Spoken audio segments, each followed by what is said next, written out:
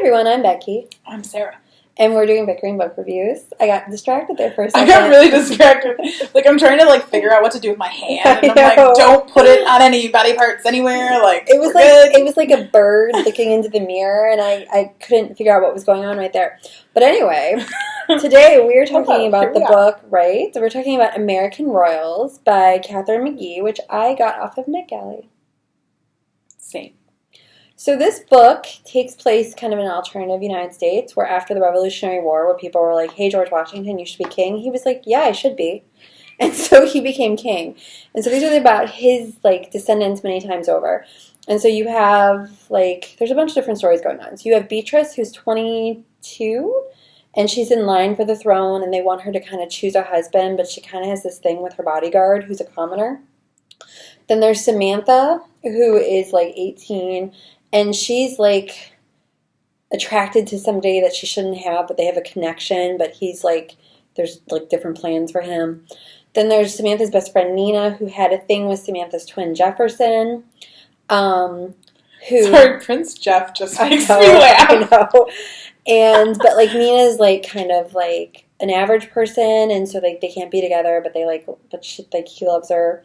And then there was Daphne, was it the other one? Oh, yeah, Daphne. Who's, a schemer who is, Jefferson's ex-girlfriend, and she wants to be a princess, but she also has, a whole bunch of other stuff going on. But she has got a title. And then, basically, it's just, about their lives. And so, yeah.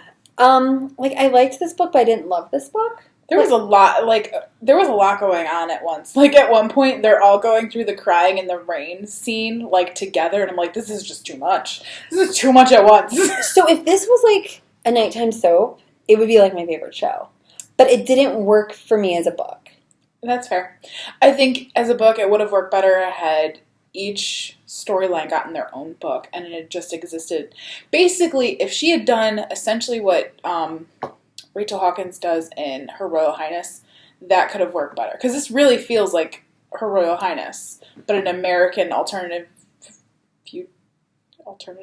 world version. Well, and it's I think part of my problem with it was I didn't like the narrative voice. It's very third person, detached, not really thinking, no connection. And I was just well, then why do I care? Plus, the whole story, Bee wants to marry, is in love with her bodyguard, and they keep saying, you can't marry a commoner? Well, do we still have that rule? I don't know. We don't have it in America. We don't have a monarchy. How many monarchies is the heir to the throne married to a commoner? Well, maybe they're postulating that in this alternative universe never would have gotten to marry a commoner because America was never America. All I know is that I stopped reading it and I opened my Google News and there was an article about Meghan Markle. And I'm like, well, come on, guys. See, and I'm sitting there reading well, wait a minute. But where does Steve Jobs fit into all of this? How do they have smartphones? How did that happen in this world? See, not that it was relevant to the plot. I was just wondering. Yeah, I just, I think it's, this great gimmick and it's, a fun idea, but I feel like she never moved past gimmick. And this is my first book by her. She had a short story in the book that Jennifer L. Armentrout did, the Love book, Meet Cute. She had a short story, and I liked her short story in Meet Cute. But I just, I never connected with it. It never... but I did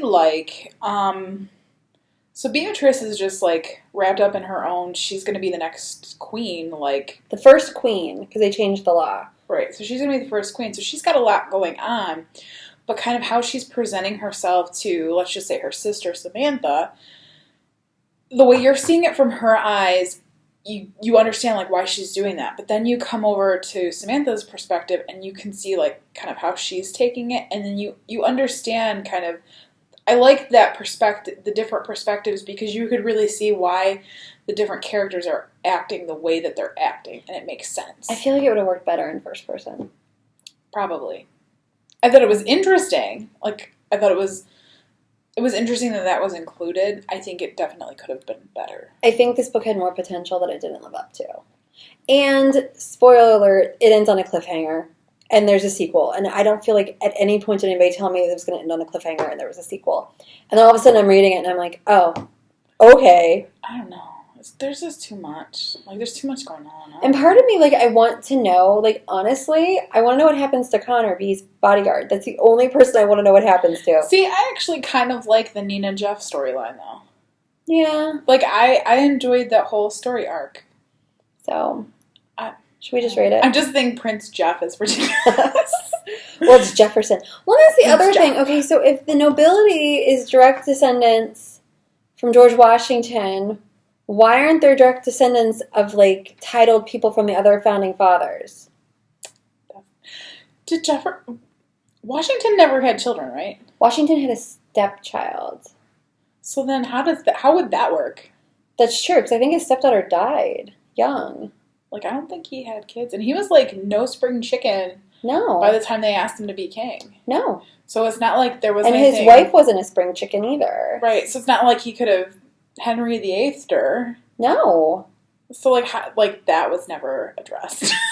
But, like Jefferson and Madison and Hamilton all had children, but that's never mentioned. I didn't even think of that. That's a really valid point. I guess it's part of suspending your disbelief, but I think you have to suspend a lot, right, to allow this to work. And I feel like it would appeal to people who like history, but if you know history, you start picking at the threads and it just unravels. Right.